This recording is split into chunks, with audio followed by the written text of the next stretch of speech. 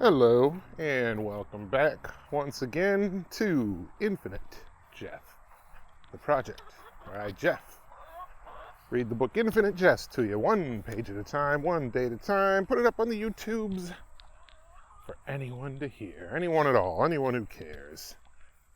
Might sound a little weird today because I'm actually mobile, and I am planning on finding a nice spot out in the woods and reading the next page of Infinite Jest, a book by David Foster Wallace, first published in the year of our Lord, 1996. Sorry if the microphone gets a little scratchy at times. I apologize. But I think we're going to go to the bridge in the woods and read the next page there. So just come with me on a magical journey. It's currently August, I don't know, something. I don't know. I don't care.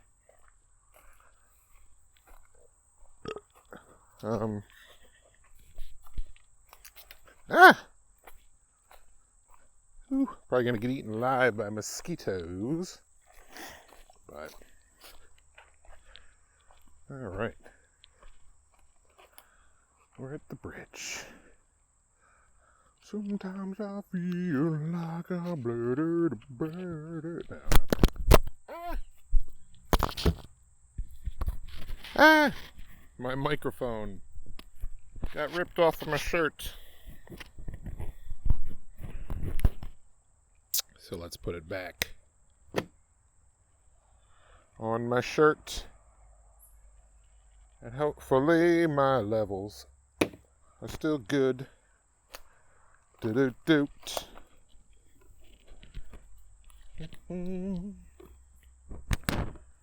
Alright. Page number 171 of Infinite Jeff. Here we go, Infinite Jest. Prime on the FM band, which Mario Incandenza and ETA Statsweenie and Eschaton Game Master Otis P. Lord listen to almost religiously. The day shift, Ennet House kid at the booth who raises the portcullis to let him onto the grounds had a couple times in October approached Pemulus about a potential transaction. Pemulus has a rigid policy about not transacting with ETA employees who come up the hill from the halfway house, since he knows some of them are at the place on court order, and knows for a fact they pull unscheduled urines all over the place down there, and types like the Ennet House types are just the sorts of people Pemulus's talents let him get away from in terms of, like, social milieu and mixing and transacting. And his basic attitude with these low-rent employees is one of unfoolish discretion and, like, why tempt fate? The East Courts are empty and balls strewn when Pemulus pulls in. Most of them are still at lunch. Pemulus, Troelch, and Schatz's triple room is in Subdorm B on the back north part of the second floor of West House, and so super adjacent to the dining hall, from which they can, through the floor, Pemulus can hear voices and silverware and can smell exactly what they're having. The first thing he does is boot up the phone console and try Ink and Mario's room over in ComAd, where Hal is sitting in window light with the Riverside Hamlet he told Mario he'd read and help with a conceptual film-type project based on part of it.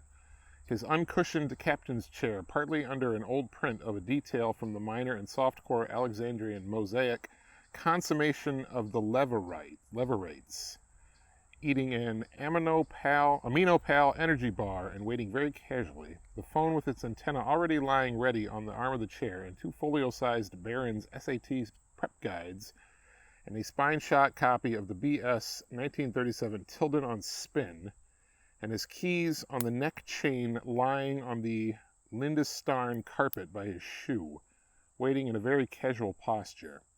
Hal deliberately waits till the audio console's third ring, like a girl at home on Saturday night. Yellow. The turd emergeth. Pemulus's clear and digitally condensed voice on the line. Repeat. The turd emergeth. Please commit a crime, is Hal Incandenza's immediate reply. Gracious me. Pemula says into the phone tucked under his jaw, carefully de-velcroing the lining of his Mr. Howell hat.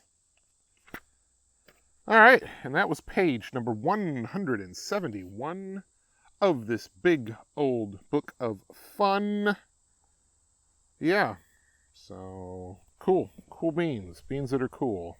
Cool. All righty, good night.